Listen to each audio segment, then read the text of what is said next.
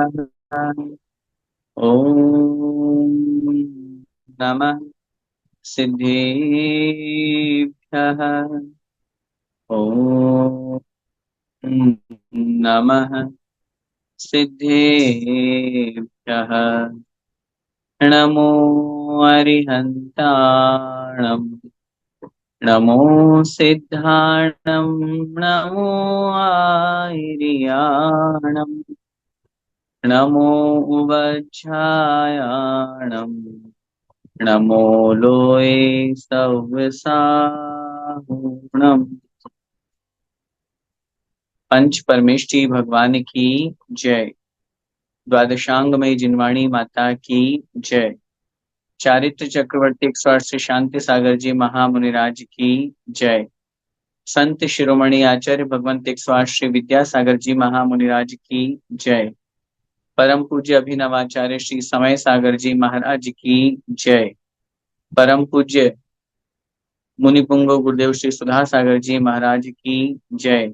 अढ़ाई द्वीपस्थ समस्त महामुनिराजों की जय। श्रवण संस्कृति सिद्धांत प्रवेशिका भाग 3 का हम सभी स्वाध्याय कर रहे हैं और इसमें प्रथम पाठ के बाद में जो द्वितीय पाठ है जिसमें पंच परमेष्ठि के मूल गुणों का पंच परमेष्ठि के स्वरूप पर हम विचार कर रहे हैं। अरिहंत सिद्ध और आचार्य भगवंत के बारे में हम पढ़ चुके हैं और इनके माध्यम से हमने जाना कि वास्तव में सच्चे आचार्य कौन होते हैं, सच्चे अरिहंत कौन होते हैं, सच्चे सिद्ध कौन होते हैं। संसार में भगवान के नाम पर, ईश्वर के नाम पर अनेक ईश्वर अनेक भगवान प्रचलित हैं, लेकिन उन सब में जो सच्चाई को प्राप्त है, जो सच्चे हैं, जो वास्तविक हैं, उनके स्वरूप को यदि हम नहीं जानेंगे तो ये हम कैसे विचार करेंगे या कैसे अपने जीवन का निर्माण करके उनको आगे बढ़ा पाए।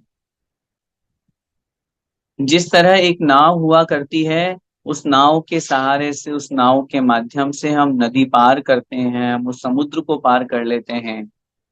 ठीक उसी प्रकार ये देव शास्त्र और गुरु हमारे लिए नाव के समान हैं। यदि नाव हमें नहीं मिले तो हम उस पार नहीं जा सकते। उसी प्रकार यदि हमें सच्चे देव शास्त्र गुरु नहीं मिले तो हम संसार रूपी समुद्र से पार नहीं हो सकते। यदि वही नाव जिसमें छेद हैं वो हमें मिल जाए तो क्या होगा? स्वयं भी डूबेगी और हमें भी डुबो देगी। ऐसे ही जिस देव शास्त्र गुरु रूपी नाव भी अगर हमको मिल गई है, लेकिन अगर उस गुरु में खोट है, यदि वह देव सच्चा नहीं है, उसमें छेद है, तो फिर वह नाव, वह देव शास्त्र गुरु हमें भव समुद्र से पार नहीं कर सकता। यदि वह नाव कुगुरु जन्म जल उपल नाव के समान हो गई, छोटे गुरु जो एक पत्थर की नाव के समान होते हैं, यदि वह नाव हमें प्राप्त होगी तो खुद भी डूबेगी और हमें भी डुबो देगी। ऐसे ही हमें देव शास्त्र गुरु तो मिले, लेकिन खोटे मिले तो फिर हम खुद भी डूब जाएंगे, संसार में भटकते रहेंगे, संसार से पार नहीं हो सकते। इसलिए ये देव शास्त्र गुरु, ये पंच परमेष्टि हमारे लिए एक बिल्कुल चोखी नाव के समान है, सच्ची नाव के समान है, अच्छी नाव के समान है, जो हमें संसार रूपी समुद्र से पार उतरने के लिए, पार निकालने के लिए एक बहुत बड़ा सशक्त माध्यम है। यदि इन्हें, इनका आधार लेकर के, इनका स्वरूप समझ करके यदि हम इनकी शरण को प्राप्त होते हैं तो निश्चित रूप से हमारा आत्म कल्याण होता है। पिछली कक्षा में हमने आचार्य परमेष्ठि के मूल गुणों पर बहुत विशद व्याख्या की, बहुत अच्छी तरह से समझा कि किस प्रकार 36 मूल गुणों का पालन करते हैं। 10 धर्म, 12 तप, 6 आवश्यक, इनके साथ में पंचाचार और 3 बुद्धि। इनका पालन स्वयं करते हुए अन्य अपने शिष्यों को कराना, दो जिम्मेदारी होगी। एक तो स्वयं करना और अपने करने के साथ साथ शिष्यों को भी कराना। ये बहुत महत्वपूर्ण घटक है। बहुत महत्वपूर्ण जिम्मेदारी है, जिसका निर्वहन आचार्य भगवंती आचार्य परमेष्ठी किया करते हैं। यहाँ तक हमारा वर्णन हो गया था। आइए अब आगे बढ़ते हैं। उपाध्याय परमेष्ठी किसे कहते हैं और उनके 25 मूल गुण कौन कौन से होते हैं। देखिए पेज नंबर 5 पर 4th नंबर का पॉइंट, उपाध्याय परमेष्ठी। जो 11 अंग और 14 पूर्व के पाठी होते हैं, जो स्वयं पढ़ते और अन्य पास में रहने वाले भव्य जीवों को पढ़ाते हैं, जिनके 25 मूल गुण होते हैं, उन्हें उपाध्याय परमेष्ठी कहते हैं। क्या लिख रहे हैं? पहली विशेषता, जो 11 अंग और 14 पूर्व के पाठी होते हैं। आप कहेंगे हमने तो द्वादशांग पढ़े हैं। अभी आपने भैया जी जयकारा भी लगाया तो कहा द्वादशांग में जिनवाणी माता, तो अंग तो 12 होते हैं। तो फिर 12 अंगों में यहाँ पर आपने 11 अंग और 14 पूर्व ही क्यों कहा? इसलिए कहा क्योंकि 12वें अंग का नाम है दृष्टि प्रवाद अंग, और उन दृष्टि प्रवाद अंगों में 5 भेद बनते हैं, परिकर्म, सूत्र, प्रथमानी, पूर्वगत और चूलिका। तो उसमें जो पूर्वगत नाम का भेद है उसके 14 भेद बनते हैं, उसके 14 प्रकार कहे गए। इसलिए यहाँ पर पूरा 12वां अंग सम्मिलित नहीं है। 12वें अंग का एक भेद जो पूर्व रूप में है वो यहाँ पर संग्रहित या सम्मिलित किया गया है। इसलिए यहाँ पर 11 अंग और 14 पूर्व की चर्चा की गई है। इसकी जो पाठी हुआ करते हैं, क्योंकि जो पूरे द्वादशांग के पाठी हो जाते हैं वो तो शुद्ध केवली होते हैं, वो तो शुद्ध केवली संज्ञा को प्राप्त हो जाते हैं।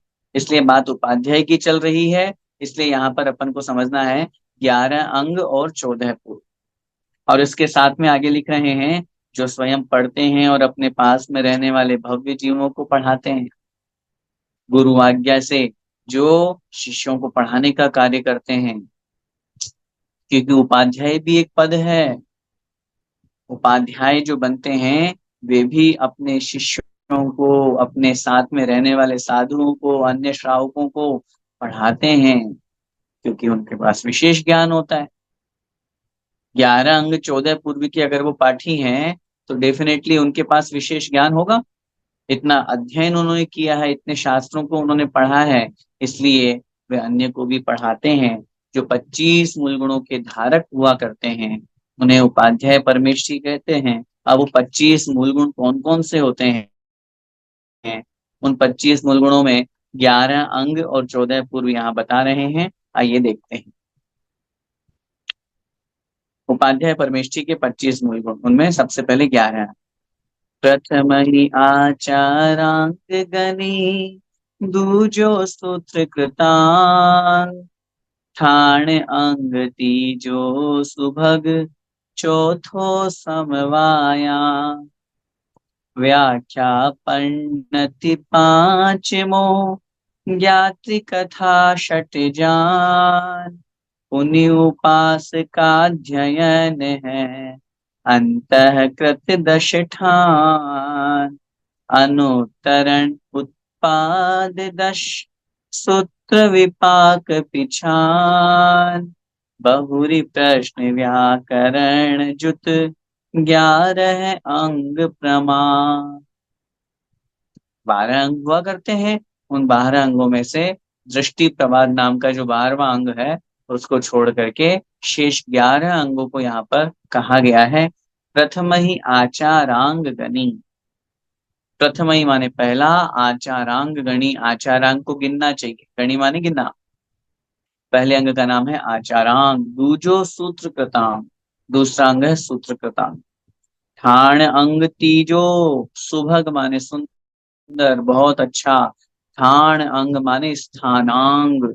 ठाण अंग, ये प्राकृत भाषा में ठाण शब्द लिख दिया है, स्थानांग है ना।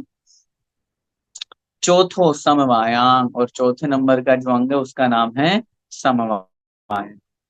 व्याख्या पन्नति पांचमो, 5वें नंबर का जो अंग है उसका नाम है व्याख्या प्रज्ञप्ति। पन्नति माने प्रज्ञप्ति, पांचवा पांचवा। ज्ञात्री कथा षट ज्ञान, षट माने छठा अंग जो है, ज्ञात्री कथा अंग, छठे अंग का नाम है ज्ञात्री धर्म कथा। पुनि उपासका ध्ययन है, पुनि माने और, सातवां अंग कौन सा है, उपासकाध्ययन अंग, सातवें अंग का नाम है उपासकाध्ययन अंग। अंतःकृत दश जान, और आठवें अंग का नाम है अंतःकृत दशांग। अंतःकृत नाम का जो अंग है, अंतःकृत दशांग, ये हो गया कौन से नंबर का, आठवें नंबर का। अनुत्तरण उत्पाद दश, नौवे नंबर का अंग क्या है, अनुत्तरोपपादिक, अनुत्तरण उपपाद, अनुत्तरण माने अनुत्तर, उपपाद अंग माने अनुत्तरोपपादिक दशांग, इनका वर्णन अभी पढ़ेंगे अपन। ये नौवे नंबर का हो गया। और फिर सूत्र विपाक पिछान, दसवें नंबर का, दश माने दसवें नंबर का सूत्र विपाक, नहीं, अनुत्तरण उत्पाद दश, ठीक है, सूत्र विपाक अंग। फिर उसके बाद में बहुरी प्रश्न व्याकरण जुट और प्रश्न व्याकरणांग, 11 अंग प्रमाण। इस तरह से 11 प्रकार के अंग हमें जानना चाहिए। क्रम थोड़ा सा यहाँ पर परिवर्तन हो गया है, बाकी इसमें कोई विकल्प नहीं। 10वां प्रश्न व्याकरणांग, 11 विपाक सूत्रांग और 12वां दृष्टि प्रवाद अंग है। इस तरह से 12 अंगों में से 11 अंग की यहाँ पर चर्चा की गई है, जिनके नाम यहाँ पर कहे गए हैं। चूंकि इनकी परिभाषा मूल ग्रंथों से अपन को, अन्य ग्रंथों से पढ़ने लेनी चाहिए, क्योंकि विशेष रूप से इनकी व्याख्या में, इनके जो इन शब्दों के अंदर जो अंग छिपे हुए हैं, अंग साथ में जोड़े गए हैं, उनमें बहुत विशेष वर्णन दिया गया है। उनको यहाँ पर संक्षेप में कहा गया है। 12 अंगों में से 11 अंगों में यहाँ पर कथन है, जैसे पहला आचारांग, जिसमें हमारे आचरण से संबंधित पूरा वर्णन कहा गया है। सूत्र कथांग, जो हमारे करणान योग रूप में जो सूत्र कहे गए हैं, उनका वर्णन जहां पर है। इसी प्रकार व्याख्या प्रज्ञप्ति में विशेष रूप से व्याख्या, ज्ञात धर्म कथांग में जहां हमारे प्रथमान योग के जो धर्म की कथाएं हैं उनको आधार लेकर के, उपासका ध्यानांग में जो हम श्रावक हैं उनके लिए क्या योग्य क्रियाएं हैं, ये सारा का सारा वर्णन।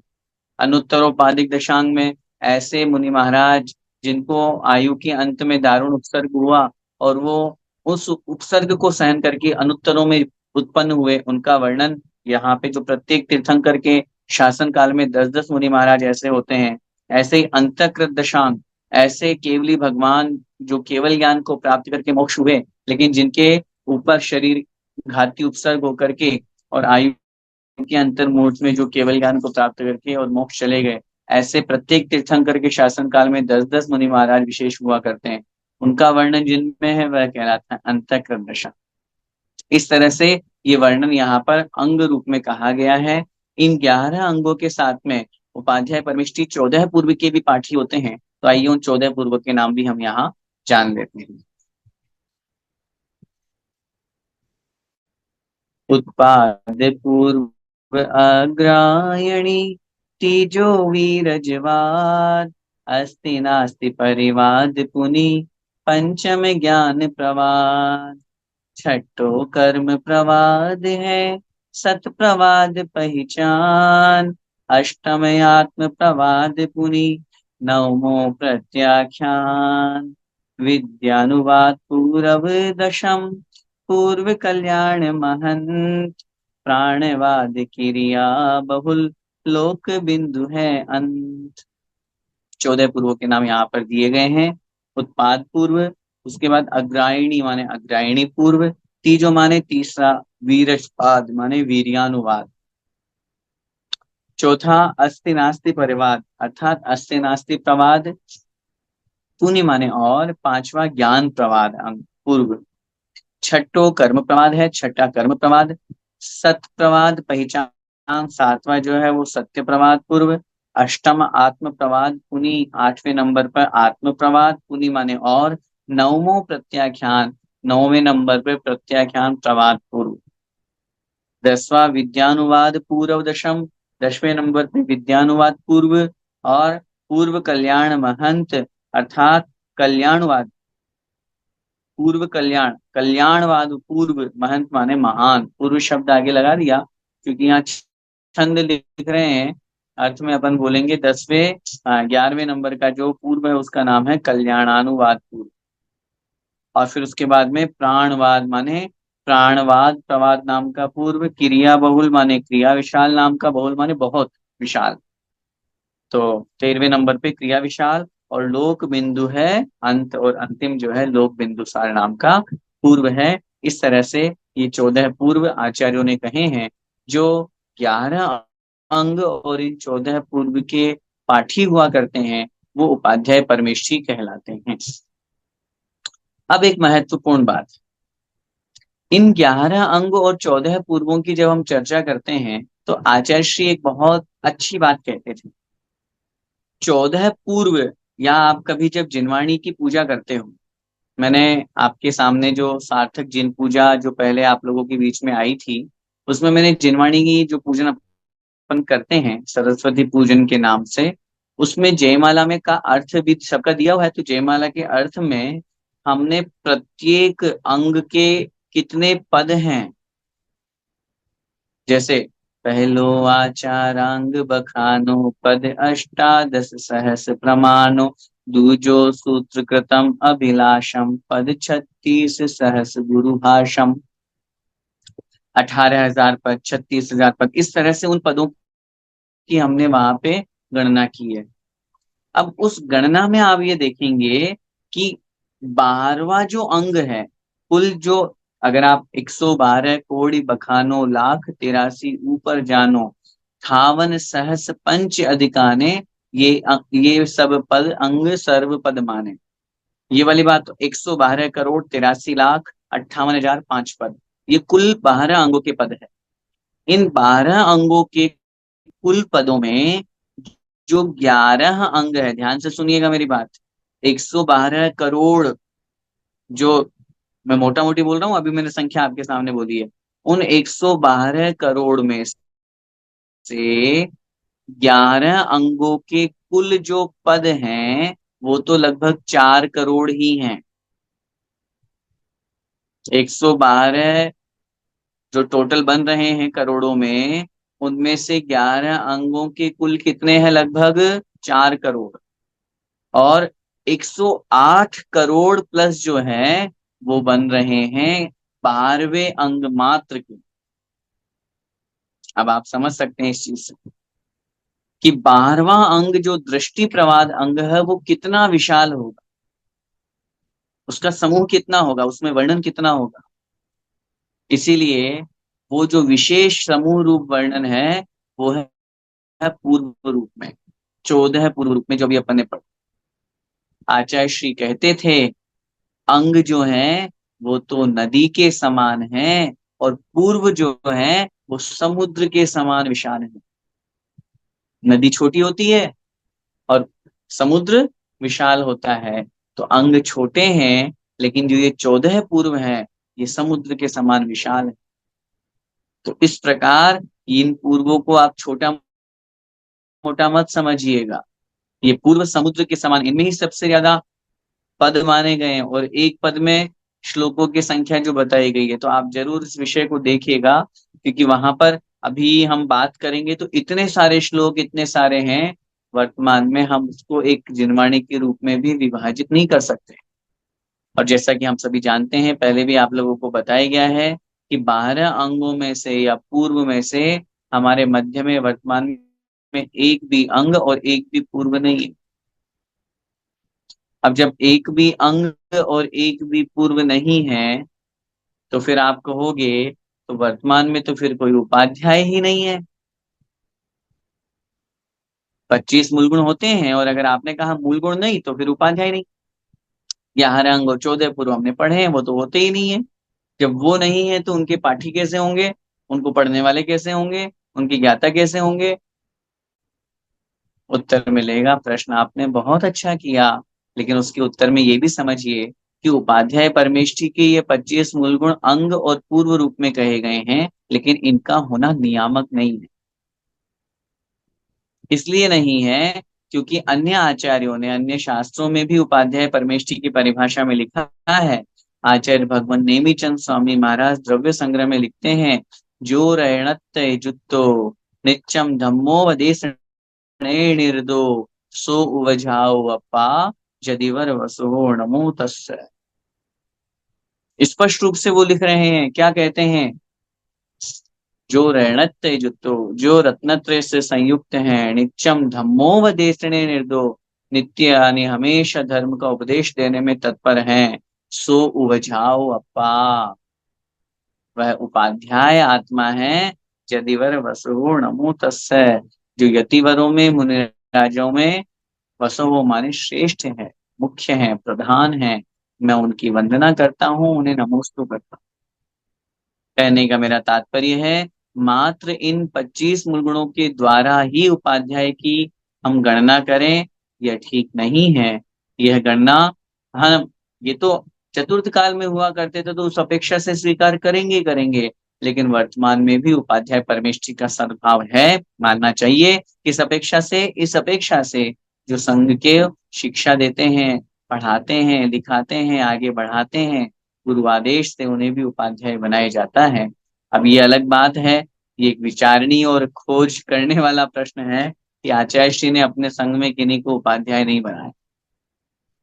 एक बार पूज्य गुरुदेव ने अपने संस्मरण में कहा था, सुधा सागर महाराज जी ने, कि किसी प्रसंग पर आचार्य श्री से पूछा गया कि महाराज आपने किसी को उपाध्याय क्यों नहीं बनाया, तो आचार्य श्री कहने लगे, उपाध्याय को केवल अपने शास्त्रों का नहीं, अन्य दर्शनों का, अन्य धर्मों का भी ज्ञान होना चाहिए, ताकि कोई आकर के उनसे बात करे, उनसे चर्चा करे, वार्ता करे, तो वो कैसे रिप्लाई दे पाएंगे, कैसे उनके प्रश्न का उत्तर दे पाएंगे।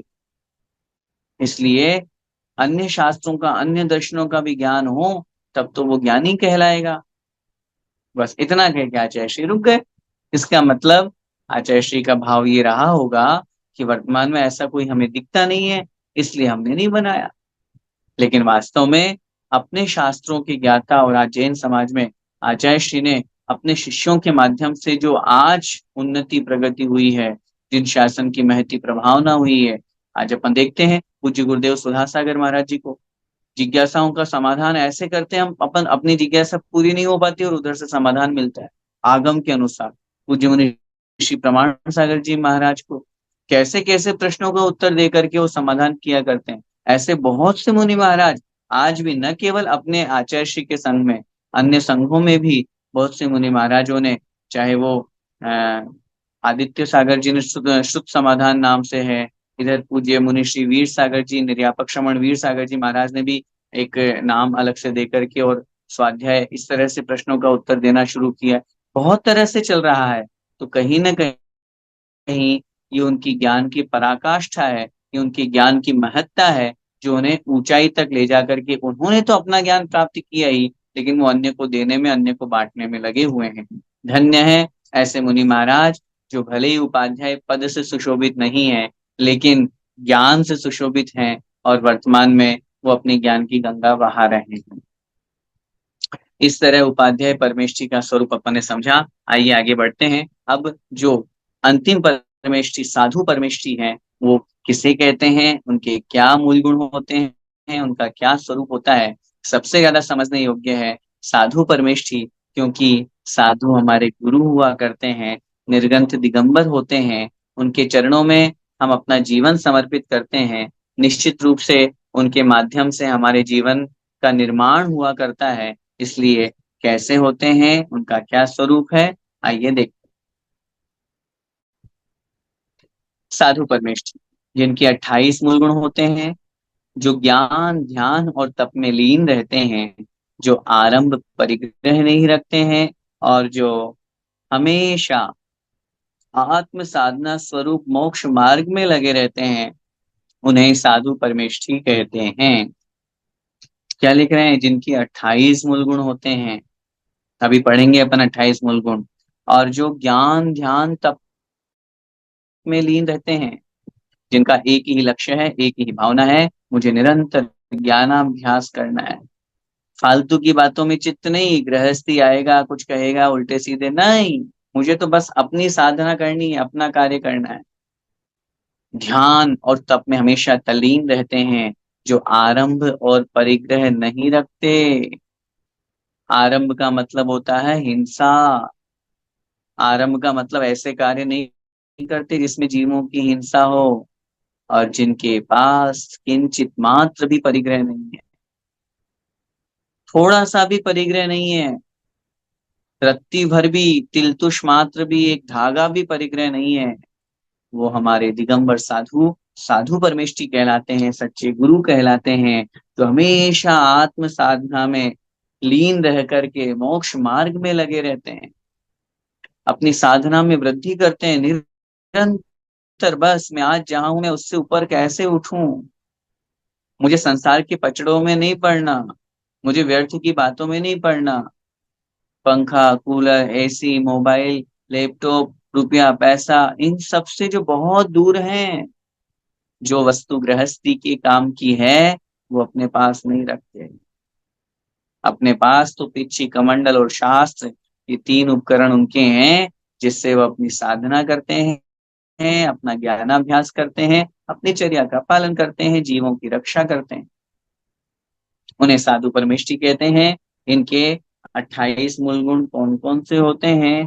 पंच महाव्रत समितियो, पंचेंद्रिय कारोध, षट आवश्यक साधु गुण, सात शेष अवबोध।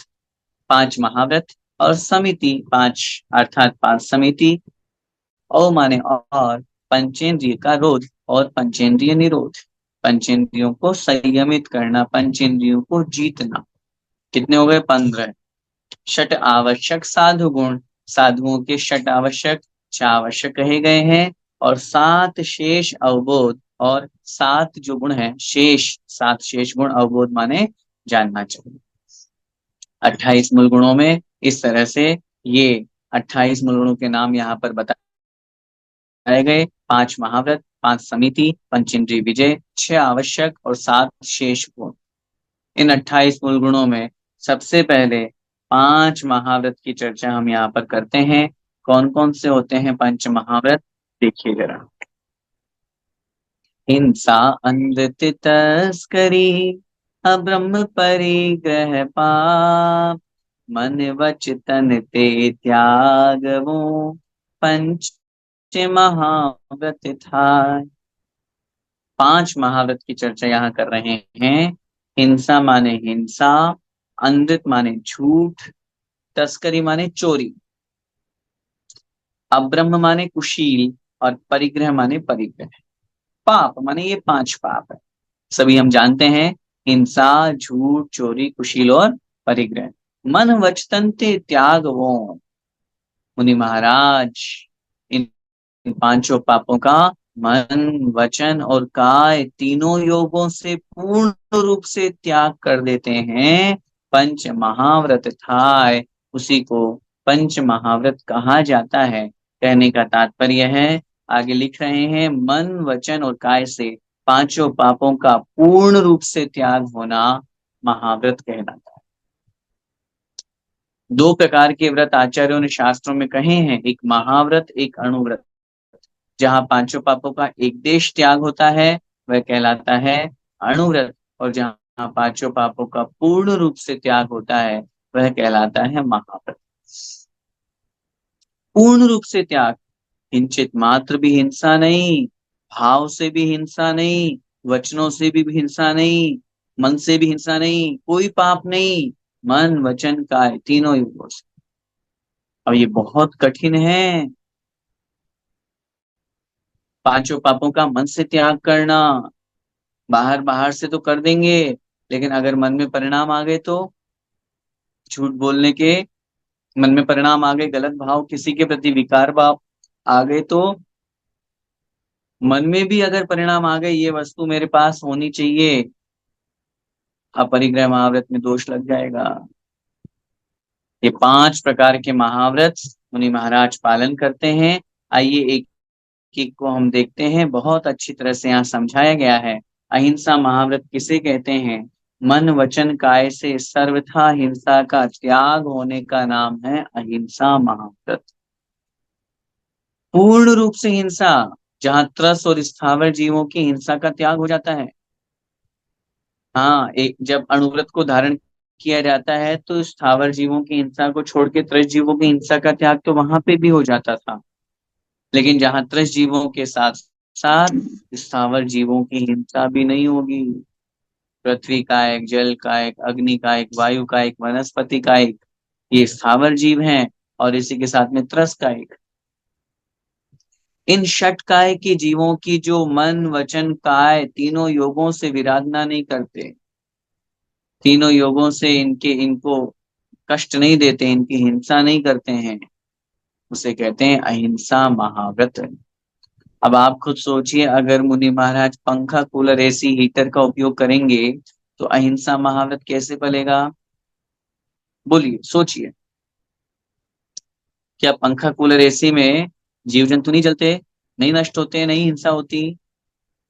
कितनी हिंसा होती है। कूलर उपयोग कर रहे हो, अनछना पानी डाल रहे हो कि छना? छना पानी भी डाल दोगे तो उसकी मर्यादा कितनी, अंतर मुहूर्त तक, 48 मिनट तक। फिर उसके बाद क्या पानी छानोगे? अनछना पानी डाल रहे हो तो कितने त्रस जीव मर रहे हैं, सावर की तो बात ही बहुत दूर है। एसी का उपयोग कर रहे हैं, उसकी हीट से कितने जीव मर रहे हैं। सब चीजों में सोचिए। फ्लश की लेट्रिन में अगर कोई मुनि महाराज जा रहे हैं तो अहिंसा महाव्रत कैसे पलेगा? कितने त्रस जीव भरे पड़े हैं उसमें। सब चीजों पे विचार करो। अगर कोई मुनि महाराज असमर्थ हो जाए अलग बात है, अशक्यानुष्ठान हो अलग बात है, वो भी जैसा आचार्य श्री ने किया, मुनि महाराज डोली में लेकर के चलें, वो व्यवस्था बताई गई है। लेकिन अगर कोई रिक्शे का प्रयोग करते हैं, कोई साइकिल में बैठ करके चलते हैं, कैसे अहिंसा महाव्रत पलेगा भाई? इसलिए जो मन वचन काय तीनों योगों से सभी प्रकार की जीवों के हिंसा के त्यागी होते हैं, वह अहिंसा महाव्रत कहलाता है। दूसरा है सत्य महाव्रत। मन वचन काय से सर्वथा असत्य का त्याग होना। हित मित और प्रिय वचन बोलना, अनिष्टकारी वचन नहीं बोलना, अशुभ वचन नहीं बोलना, मंगलकारी वचन बोलना, ये सब सत्य महाव्रत के लक्षण कहे गए। अचौर्य महाव्रत, मन वचन और काय से चोरी का सर्वथा त्याग होना अचौर्य महाव्रत कहलाता है। जहां मन से भी किसी के प्रति गलत भावना नहीं, ये इस वस्तु को चुरा लो, किसी की रखी हुई, गिरी हुई, पड़ी हुई या भूली हुई वस्तु को ले लेना चोरी है। और अगर अपने मन में ये भाव आ गया, मन में भी, अपने महाराज के नहीं आता, मन वचन का कृत कारित अनुमोदना, सबसे जो पूर्ण रूप से त्यागी होते हैं वो कहलाते हैं अचौर्य महाव्रत के धारी। अब ब्रह्म का पूर्ण रूप से त्याग, मन वचन काय से मैथुन का सर्वथा त्याग होना ब्रह्मचर्य महाव्रत कहलाता है। किंचित मात्र भी नहीं, मन में विकार भी नहीं, स्पर्श करना तो बहुत दूर की बात, वचनों से बोलना तो बहुत दूर की बात, और शरीर से तो करना तो बहुत बहुत बहुत दूर है, सोचना ही नहीं। पूर्ण रूप से अब्रह्म का त्याग करके जो स्त्री मात्र के प्रति विरक्त हो जाते हैं, ऐसे वो कहलाते हैं ब्रह्मचर्य महाव्रत के धर्म। और अपरिग्रह महाव्रत, मन वचन काय से परिग्रह का सर्वथा त्याग होना, पूर्ण रूप से परिग्रह को छोड़ देना। निर्ग्रंथ दिगंबर, बस एक धागा भी नहीं जिनके पास में परिग्रह है। पढ़ा है ना अपन ने अकलंग निकलंग वाली कहानी में। बौद्ध विश्वविद्यालय में अध्ययन करते थे, जब पकड़े गए तो उनको ये दंड दिया गया कि दिगंबर प्रतिमा का आप उसको लांग करके आगे बढ़ो। और उन्होंने क्या किया, उन्होंने युक्ति लगा करके एक धागा उनके ऊपर डाल दिया ताकि वो प्रतिमा दिगंबर न रह पाए, परिग्रह से सहित हो जाए। अब परिग्रह का एक धागा भी अगर है तो फिर वो दिगंबर नहीं है, दिगंबर नहीं है। परिग्रह आ गया उसके ऊपर, जिनके पास किंचित मात्र भी परिग्रह नहीं है। अब आप खुद सोचिए, जो गाड़ी घोड़े रखते हैं, जो रुपए पैसे रखते हैं, जो नौकर चाकर रखते हैं, उनका लेन देन खुद करते हैं, जो बैंक बैलेंस जिनके हैं, जिनके पास मोबाइल है, लैपटॉप है, तो फिर वो परिग्रह के त्यागी कैसे हैं? यहाँ तो पूर्ण रूप से परिग्रह का त्याग करना है। बस निर्गंथ दिगंबर, पीछी का मंडल और शास्त्र के अलावा कोई चौथी वस्तु ही नहीं। ठीक है, आंखों में कमजोरी आ गई है तो चश्मा परिग्रह में नहीं आता, क्योंकि उससे स्वाध्याय करना है, उससे चर्या का पालन करना है, उससे आहार शोध करके लेना है।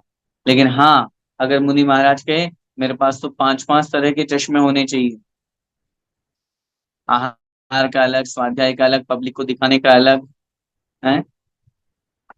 चश्मा आपने बनवाया और बनवा बस चश्मे की आपने डंडी में सोने की डंडी लगवा ली, सोने का चश्मा बनवा लिया, ये परिग्रह में आएगा?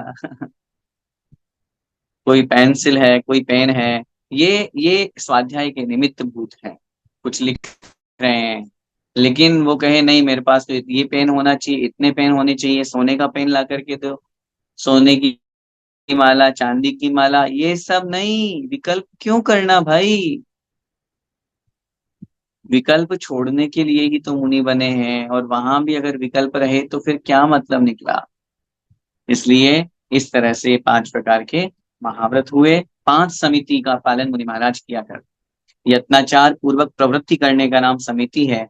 आज यहाँ पर पांच समिति पढ़ते हैं, आइए। ईर्या भाषाए षणा, पुनिक्षेपण आदान, प्रतिष्ठापना जुते क्रिया, पांचों समिति विधान। अर्थात जहां पर क्या हुआ, ईरिया समिति, भाषा समिति, एषणा समिति, पुण्य माने और क्षेपण आदान, आदान निक्षेपण समिति, और प्रतिष्ठापना जुति क्रिया, और पांचवें नंबर पे प्रतिष्ठापन समिति।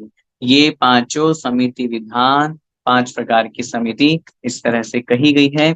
इन पांच समितियों का पालन मुनि महाराज निरंतर किया करते हैं। गमन आदि में जीव घात से बचने के लिए यत्नाचार रखना समिति कहलाती है। समिति का बहुत सीधा सा उद्देश्य है जीवों की हिंसा ना हो। पूर्ण रूप से हमेशा ध्यान रखिए, चाहे कोई से भी व्रत का पालन हो, उन सब व्रतों के पालन का एक ही उद्देश्य है, मैं जीवों की हिंसा ना करूं। अहिंसा महाव्रत एक ही बड़ा महाव्रत है, बाकी सब इसके पीछे हैं। हम सत्य क्यों बोल रहे हैं, हम चोरी क्यों नहीं कर रहे हैं, हम अब्रह्म का सेवन क्यों नहीं कर रहे हैं, हम परिग्रह क्यों नहीं रख रहे हैं? ताकि हम हिंसा से बच सके। चार हाथ जमीन देख करके चलना ईर्ष्या समिति है, क्यों चल रहे हैं? ताकि जीव हिंसा से बच सके। भोजन में बिल्कुल शुद्धता रख रहे हैं, आहार में, क्यों? जीव हिंसा से। सबका एक ही लक्ष्य है, जीव हिंसा से बचने का नाम ही सच्चा धर्म है। जीवों की रक्षा करना ही सच्चा धर्म है। इसीलिए जीव घात से बचने के लिए वो यत्नाचार पूर्वक प्रवृत्ति करते हैं, उसका नाम समिति है। ये पांच समिति हुआ करती है। सबसे पहली है ईर्ष्या समिति, चार हाथ आगे जमीन देख करके चलना ईर्ष्या समिति कहलाती है। क्योंकि मुनि महाराज जब गमन करते हैं तो उनके पैरों के नीचे आकर के उछल करके कोई जीव का मरण न हो जाए, इस बात का वो पूरा ध्यान रखते हैं। इसे कहते हैं ईर्ष्या समिति। दूसरी है भाषा समिति, जहाँ हित मित और प्रिय वचन बोलना। जग सुहित कर सब अहित हर, श्रुति सुखद सब संशय हरे, भ्रम रोग हर जिनके वचन, मुख चंद्र ते अमृत झर। छेड़ालाकार बहुत अच्छी लाइन लिख रहे हैं। ऐसा लगता है जैसे मुख रूपी चंद्रमा से अमृत की बरसात हो। आचार्य श्री जब बोलते थे तो बस ऐसा लगता था सुनते रहो, ये कान कभी थकते नहीं थे आचार्य श्री के वचनों से। ये कहलाती है भाषा समिति। तीसरी है एषणा समिति, दिन में एक बार शुद्ध निर्दोष आहार लेना। मुनि महाराज के मूल गुणों में आता है, वो एक बार ही आहार लेते हैं, और वो एक बार का आहार भी पूर्ण रूप से शुद्ध, 46 दोषों को टाल करके बिल्कुल शुद्ध रीति नीति से आहार ग्रहण करते हैं। वह कहलाता है एषणा समिति। आदान निक्षेपण समिति, देखभाल कर किसी भी वस्तु को उठाना और रखना। आदान का मतलब होता है लेना, और निक्षेपण का मतलब होता है रखना। किसी भी वस्तु को उठाते और रखते समय यत्नाचार, जीव हिंसा का ध्यान। सोचिए, अपन देखते हैं मुनि महाराज को कहीं भी बैठ रहे हैं, वो पहले पिच्छिका से मार्जन करेंगे। जिनवाणी को भी ले रहे हैं तो पिच्छिका से मार्जन करके फिर लेंगे। रख रहे हैं तो पहले पिच्छी से मार्जन करेंगे फिर रखेंगे। क्यों? ये आदान निक्षेपण समिति है, क्योंकि वहां सूक्ष्म जीव होते हैं और इनकी हिंसा न हो जाए, इनकी हिंसा से बचते हैं, बचना चाहते हैं वो, इसलिए वो इस समिति का पालन करते हैं। और अंतिम है प्रतिष्ठापन समिति, जीव रहित स्थान में मलमूत्र क्षेपण करना। आगे ना बात, अभी जो मैंने आपको कहा था, यदि कोई फ्लश की लेटरिन में जा रहे हैं मुनि होकर के, साधु होकर के, तो फिर प्रतिष्ठापन समिति कैसे पलेगी? अहिंसा महाव्रत कैसे पलेगा? कितने त्रस्त जीव है वहां, अनछना पानी है वहां, फिर कमंडल क्यों लेके चल रहे हैं महाराज? कमंडल में मतलब क्या होता है बताओ? कमंडल में जल होता है ना, क्यों होता है? मलमूत्र विसर्जन करने गए तो शुद्धि के लिए वह कमंडल का जल प्रयोग करते हैं। अब जब आप फ्लश की लेटरिन में जा रहे हो महाराज, हैं, तो फिर कमंडल के पानी का क्या करोगे? गलत है, बहुत गलत है, पूर्ण रूप से गलत है, आगम की अपेक्षा से पूर्ण रूप से दोष है। कैसे पलेगी प्रतिष्ठापन समिति, ये तो सोचिए जरा। मैं फिर निवेदन करना चाहूंगा, हम यहाँ किन्हीं भी मुनि महाराज का विरोध निंदा कुछ नहीं कर रहे हैं। हम तो आपके सामने साधु का स्वरूप समझा रहे हैं। 28 मूलगुणों में समिति पढ़ रहे हैं। प्रतिष्ठापन समिति कहती है, निर्जन तुथान विलोकितन मलमूत्र श्लेषम परिहर, जीव रहित स्थान पर मलमूत्र क्षेपण करना। इसलिए मुनि महाराज जंगल जाते हैं, इसलिए मुनि महाराज बाहर नहीं, यहाँ फ्लश की लेटरिन में नहीं जाते, घास फूस पे नहीं चलते हैं। क्यों? जीव हिंसा से कैसे बचेंगे? नहीं तो मुझे याद, एक छोटा सा प्रसंग याद आ गया। आदरणीय बड़े पंडित जी बेनाड़ा साहब जब राहुल गांधी जी को पढ़ाने के लिए गए थे दिल्ली में 7 दिन के लिए, बहुत समय पहले की बात है, 2017-18 की बात होगी संभवित। उस समय उन्होंने 7 दिन उनको बहुत अच्छा पढ़ाया। जब वो पढ़ाने के बाद में उन्होंने कहा कि मैं आपकी क्या सेवा कर सकता हूँ, तो पूज्य सॉरी आदरणीय बेनाड़ा जी के पास में अभय सागर महाराज जी का समाचार पहुंचा था कि कर्नाटक में कांग्रेस की सरकार है, और उस समय उन्होंने वहां पे ये बैन लगा दिया है कि कोई भी बाहर खुले में शौच नहीं करेगा। तो आप, अगर बात हो रही है, वहां जाते हैं तो आप उनसे निवेदन करें ताकि वो बैन हटे, क्योंकि दिगंबर मुनि महाराज तो बाहर ही शौच पे जाते हैं, तभी तो उनकी जीव हिंसा से वो बच पाएंगे। अगर अंदर करेंगे तो फिर हिंसा तो होगी, वहां पाप लगेगा। उन्होंने कहा कि मेरा एक निवेदन है, कर्नाटक में आपकी सरकार है, अभी फिलहाल ऑर्डर पूरा पास हुआ नहीं है, लेकिन ऐसा होने वाला है, और आपसे निवेदन है, आपको मैंने समझाया कि दिगंबर मुनि का, देवशास्त्र गुरु का सच्चा धर्म क्या है, ये सब आपने पढ़ा, इसलिए आपसे निवेदन है कि उसको आप ठीक कर दें। तो बड़े पंडित जी ने हमको कहा था, राहुल गांधी जी ने कहा, 2 मिनट सोचे वो, आधा मिनट सोचने के बाद में उन्होंने क्या कहा, उनका उत्तर सुनिएगा। हाँ, आप ठीक बोल रहे हैं, जो दिगंबर मुनिराज एक पत्ती का भक्षण नहीं करते हैं, एक पत्ती में भी जीव मानते हैं, तो वहां तो कितने जीवों की हिंसा होती होगी। बिल्कुल आपके कहने पर मैं इसे ठीक करता हूँ। और उन्होंने तुरंत अपने थी उनकी सरकार, और उन्होंने वो नियम वापस लिया और सब कुछ ठीक हो गया। कहने का मेरा तात्पर्य ये है कि आज भले ही सरकार या शुद्धता की दृष्टि से, स्वच्छता की दृष्टि से हमें कहा जाए कि बाहर शौच नहीं करना, लेकिन दिगंबर मुनि महाराज तो करेंगे, उनके लिए उपयुक्त वातावरण तो हमें स्थापित करना ही पड़ेगा। नहीं करेंगे तो कैसे उनकी चर्या का पालन होगा, कैसे वो हिंसा से बचे? इस तरह 5 समिति का पालन मुनि महाराज करते हैं। अब इसके बाद में शेष गुणों को यहाँ पर स्पष्ट रूप से कह रहे हैं, जहाँ पे पांचों इंद्रियों को जीतना है, 6 आवश्यकों का पालन करना है, और साथ में 7 शेष गुण। सब रस रसना नासिका, नयन श्रोत्र का रोध, शेष 7 मंजन तजन, शयन भूमि का शोध, वस्त्र त्याग कच लुंच अरु, लघु भोजन एक बार, दांतुन मुख में ना करे, ठाणे ले आहार।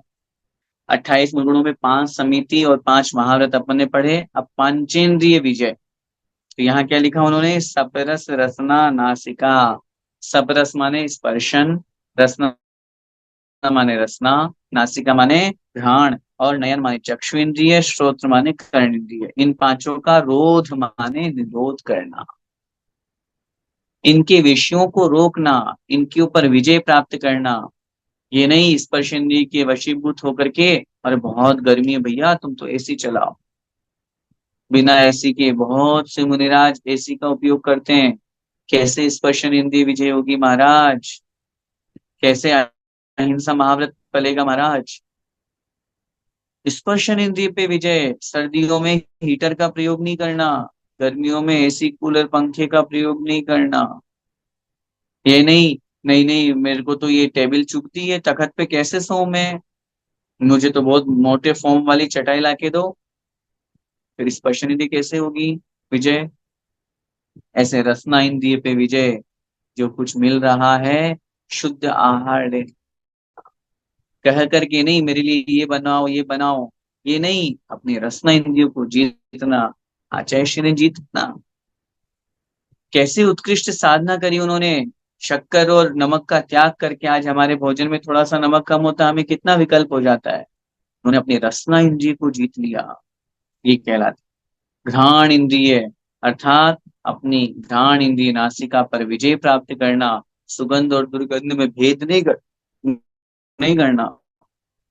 सुगंधित पदार्थ आए तो उसकी तरफ आकर्षित नहीं होना, दुर्गंधित हो तो द्वेष नहीं करना। चक्षु इंद्रिय से अच्छा अच्छा देखने की इच्छा नहीं, बढ़िया मौसम बढ़िया नजारे देखने नहीं, किसी रंग के प्रति कलर के प्रति आकर्षण नहीं। और श्रोत इंद्रिय में अपनी इंद्रियों को विजय प्राप्त करना। ये नहीं अपनी प्रशंसा सुनकर के खुश हो रहे हैं, बुराई सुनकर के और विकल्पित हो गए, दुखी हो गए। ये पंचेंद्रिय विजय कहलाता। 7 शेष गुण यहाँ पर पढ़ रहे हैं, और 6 आवश्यक जो है ये अपन पहले पढ़ के आ ही चुके हैं। क्योंकि जो मुनि आचार्य भगवंत के 6 आवश्यक है, वही मुनि महाराज के 6 आवश्यक है। मैंने उस समय बताया था। फर्क सिर्फ इतना है कि आचार्य भगवंत के 6 आवश्यक मूल गुणों में वो स्वयं भी पालन करते हैं और मुनि महाराज को भी कराते हैं। और मुनि महाराज के अच्छे मूल गुण जो 6 आवश्यक है, स्वयं पालन करते हैं। समता समारे थुति उचारे वंदना जिन देव को, नित करे प्रत्याख्यान प्रतिक्रम तजितन अहमेव। समता समारे माने सामायिक, जो पहला है समता वाला भाव, स्तुति वंदना, प्रत्याख्यान प्रतिक्रमण और काय अवसर, ये 6 आवश्यक। आइए अब 7 शेष गुणों को अपन समझते हैं। यहाँ पे कह रहे हैं सेत शेष 7, जो 7 शेष गुण कहे गए हैं। मंजन तजन, सबसे पहला है मंजन को त्याग करना। मंजन तजन का मतलब था मार्जन, शरीर को रगड़ना, शरीर को नहलाना धुलाना। मुनि महाराज मुनि महाराज स्नान नहीं करते। क्यों नहीं करते? स्नान करने में कितनी जीव हिंसा होती है, कितना पानी बहाते हैं, साबुन आदि लगाएंगे तो उसके क्षार से कितने त्रजीव मर जाएंगे। इसलिए वो कभी स्नान नहीं करते। शयन भूमि का शोध शोध करके देख करके भूमि पर ही सोते हैं, या फिर तखत पर लकड़ी के पाटे पर सोते हैं। चटाई का अधिक से अधिक उपयोग कर सकते हैं, हमारे जैसे आराम वाले डल्लप के गद्दे उपयोग नहीं करते हैं। तीसरा गुण वस्त्र त्याग, अर्थात दिगंबर, बिल्कुल वस्त्रों का त्याग करके, अपने शरीर पर कपड़ा भी नहीं, लंगोट भी नहीं। लंगोट हो गई तो फिर मुनि नहीं, वो तो फिर अलग जी कहलाएंगे। बिल्कुल पूर्ण रूप से वस्त्रों का त्याग। आगे लिख रहे हैं कच लुंच अरु, अर्थात केशलोच करना। कितना बड़ा परिचय है, कितना बड़ा कष्टों को जय कर रहे हैं। केशलोच निकाल निकाल करके फेंक रहे हैं। एक बाल अपन निकाले कितना कष्ट होता है, और मुनि महाराज सिर के, दाढ़ी के, मूछ के बालों को निकाल करके केशलोच किया करते हैं, उनका मूल गुण है। आगे लिख रहे हैं लघु भोजन एक बार, और दिन में एक ही बार, सूर्य के प्रकाश में एक ही बार थोड़ा भोजन करते। हाँ, ज्यादा नहीं करते, पूरा पेट भर के गले जितना नहीं करते। क्यों? ज्यादा भोजन करने से प्रमाद आता है, आलस आता है, फिर सामायिक कैसे करेंगे, फिर अपने मूल गुणों का पालन कैसे करेंगे।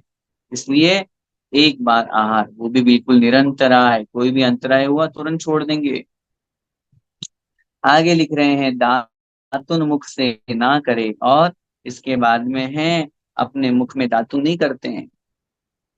अपन जैसे ब्रश करते हैं ना, वो नहीं करते हैं। क्योंकि मैंने पहले कहा था ना, क्योंकि भोजन के पहले दातुन करना ब्रश है, और भोजन के बाद अगर मुनि महाराज आपसे लौंग मांगते हैं, उसका चूरे से कर रहे हैं या अंगुली से कर रहे हैं, वो दातुन नहीं कर रहे हैं, वो मुख शुद्धि कर रहे हैं, ताकि कोई कण आदि रह जाए तो वो निकल जाए, इस तरह से। और अंतिम है ठाणे दे ही आहार, अर्थात खड़े होकर के आहार। कितना भी हो जाए, कितने भी वृद्ध हो जाए, तो भी वो खड़े होकर के ही आहार ग्रहण करते हैं। इस तरह ये 7 शेष गुण होते हैं जो साधु परमेष्ठी होते हैं, जो मुनि महाराज हुआ करते हैं, इनका पूर्ण रूप से पालन करते हैं। आगे नीचे लिख रहे हैं, इस प्रकार 5 महाव्रत, 5 समिति और 5 इंद्रिय विजय, 7 शेष गुण और 6 आवश्यक, इस प्रकार मिलाकर के 28 मूल गुण सभी सामान्य मुनियों के हुआ करते हैं। मुनि महाराज इनका पालन करते हैं। यदि एक भी मूल गुण इनमें से रह जाए तो मुनिपना नहीं रहता। स्पष्ट रूप से कह रहे हैं, देखिए, अगर एक भी मूल गुण में दोष लग रहा है तो फिर मुनिपना नहीं है, फिर वो सच्चे साधु की कोटि में नहीं आए। अब अगर कोई मुनिराज आप लगा लीजिए, हमने तो आपको 28 मूल गुण पूर्ण रूप से आगम के अनुसार पढ़ा दिए। अब अगर आप कहीं पर आते हैं, चूंकि आप सब विदेश में बैठे हैं, भारत में भी कभी आए, और इन 28 मूल गुणों में से यदि एक भी मूल गुण में दोष लग रहा है मुनिराज के, मेरा निवेदन है सच्चे मुनिराज की कुटी में वो नहीं आएंगे। इन पांचों परमेष्ठियों को अपन ने पढ़ा, ये पाठ समाप्त हो रहा है। इस पाठ को पढ़ने का अपना एक जो मूल उद्देश्य है, मुख्य उद्देश्य है, वो यही है, ताकि हम अपने आदर्श को पहचाने, पंच परमेष्ठि के स्वरूप को पहचाने। ये पंच परमेष्ठि हमारे लिए एक दर्पण के समान है, गुरु हमारे लिए दर्पण के समान है। जैसे दर्पण को देख करके हम अपना चेहरा साफ करते हैं, लेकिन यदि दर्पण में ही दाग लगा हुआ हो तो हम अपने चेहरे पर रगड़ने की कोशिश करेंगे तो हमारे दाग ही नहीं है। दर्पण का दाग हमारे अंदर दाग पैदा कर देता है, लेकिन दर्पण बेदाग है तो हमें भी बेदाग होने के लिए आगे बढ़ाता है। ऐसे ही जो बेदाग चरित्र का पालन करने वाले हैं, ऐसे मुनि महाराज की हम सभी संगति करें, पंच परमेष्ठि का स्तवन करें। समय आपका हो रहा है, पंच परमेष्ठि के पाठ से हम यही शिक्षा लें कि हमारे जीवन में हम बड़े सौभाग्यशाली हैं। नमोकार महामंत्र जैसा मंत्र हमें प्राप्त हुआ, पंच परमेष्ठि के स्वरूप को समझने की शक्ति और लब्धि हमको प्राप्त हुई। वर्तमान में आचार्य उपाध्याय साधु हमें साक्षात दिख रहे हैं, मिलते हैं, उनकी वंदना करके अरिहंत और सिद्ध बनने का लक्ष्य बनाएं। और जो अरिहंत और सिद्ध हैं, उनकी पूजा अभिषेक स्तुति स्तवन का भाव बना करके निरंतर पंच परमेष्ठि का स्मरण करें। इसी मंगल में भावना के साथ बोले द्वादशांग जिनवाणी माता की जय। संत शिरोमणि आचार्य भगवंत श्री विद्यासागर जी महामुनिराज की जय। परम पूज्य गुरुदेव निर्यापक श्रमण मुनि पुंगव श्री सुधा सागर जी महाराज की जय। अढ़ाई द्वीपस्थ समस्त महामुनिराजों की जय।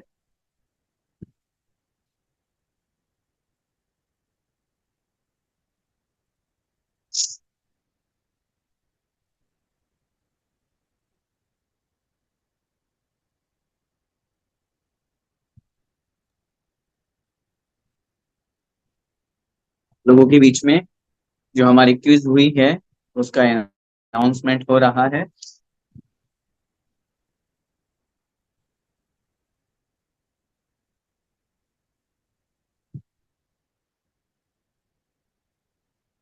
One minute.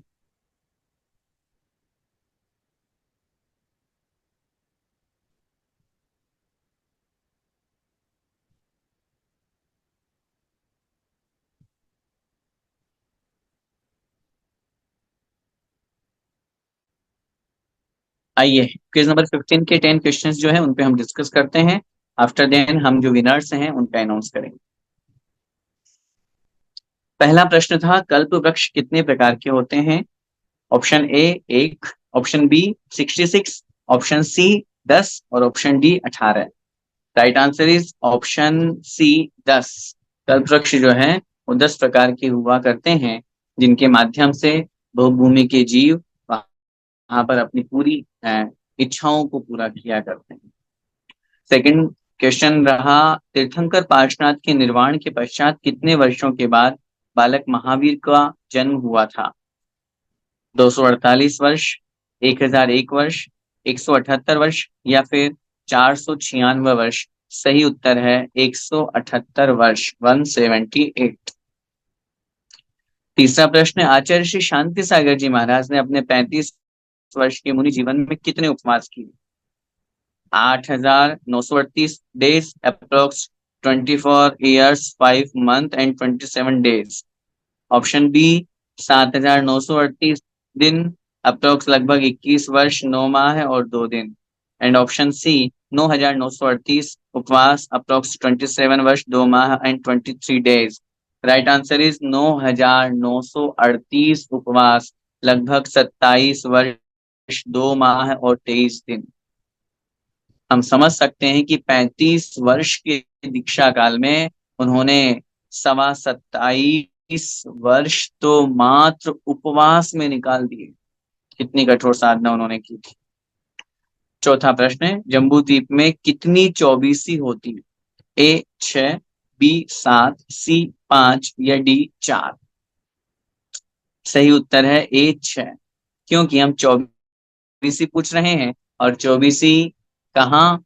भरत और ऐरावत में होती है। तो भरत में 3 चौबीसी, भूतकाल, वर्तमान काल और भविष्य काल, और ऐरावत में 3, तो 3 और 3 6। पांचवा प्रश्न, भारतीय खंड में कितने विद्यमान तीर्थंकर जन्म लेते हैं? 8, 9, 6 या 5? सही उत्तर है 8, क्योंकि मिनिमम 20 तीर्थंकर में से हम यहाँ पर प्रश्न कर रहे हैं। तो पूर्व धात्विक खंड में 4 और पश्चिम धात्विक खंड में 4, इस तरह से धात्विक खंड में कुल 8 तीर्थंकर विद्यमान रहते हैं, जन्म लेते। छठा प्रश्न, आदिनाथ भगवान ने कितने प्रकार के कार्य या कर्म बताए हैं? 8, 4, 6 या 5?